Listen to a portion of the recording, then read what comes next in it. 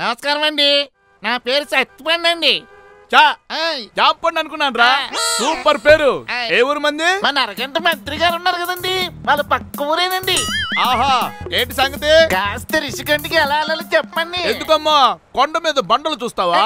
అది tourist spot కదండి, photo దిగి ఫేస్బుక్ లో పెడదామని. మా అన్నయ్య 433 కోట్లు పెట్టి ప్యాలెస్ కట్టుకుంది, నువ్వు ఫోటో దిగడానికి ఏంట్రా?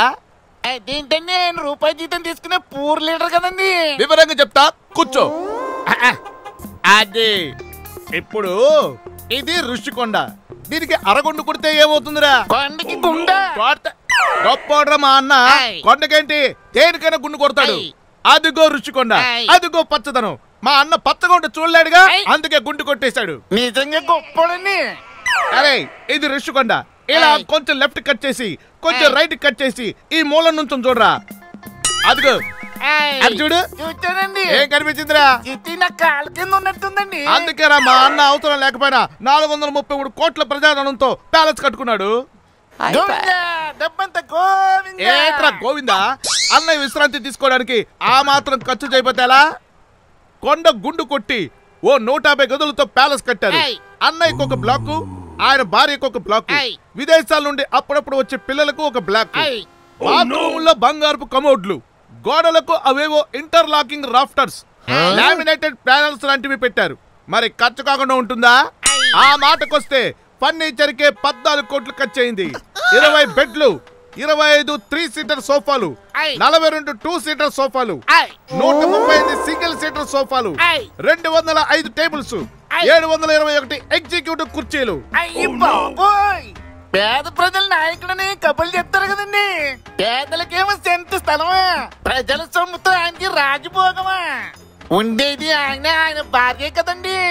విశ్రాంతి తీసుకోవడానికి అన్ని 100 కోట్లు ఖర్చా. అన్ని మంచాలు, కుర్చీలు, సోఫాలు అవసరమా అండి? మా అన్న రాజురా, ఆయనకి రాజభోగం, రాజమందిరం ఉండాల్సిందే. ఎన్ని మందిరాలు కావాలండి? బెంగళూరులో ఒక ప్యాలెస్, హైదరాబాద్ లో ఒక ప్యాలెస్, తాడేపల్లిలో ఒక ప్యాలెస్, ఇంకెన్ని ప్యాలెస్లు కావాలండి? ప్రజలకేమో ఆయన బాత్రూమ్ అంత ఇల్లు, ఆయనకేమో ఊరంతా ఉండే ప్యాలెస్లు. అదంతా మాకు తెలీదు. అన్నయ్య ఏం చేస్తే అది రైట్. అవునరాలే, ఎందుకు నువ్వు ప్యాలెస్ కిందకి వెళ్తున్నావు? ఫోటో దిగడానికి కదండి. మా అన్న కొండకి గుండు కొట్టి అన్ని కోట్లు ఖర్చు పెట్టి ప్యాలెస్ కట్టుకుంటే నువ్వు ఫోటో దిగుతావా? అయ్యి బాబాయ్, దాన్ని పర్యాటక ప్రాంతం చేస్తున్నాను కదండి. ఎవర్రా? గుండు కొట్టిన మీ అన్నయ్య.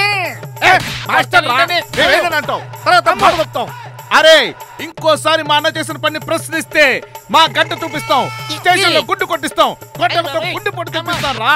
ఇది మా అన్నగారి తాతరాజా. అంతా నా ఇష్టం, అంతా నా ఇష్టం.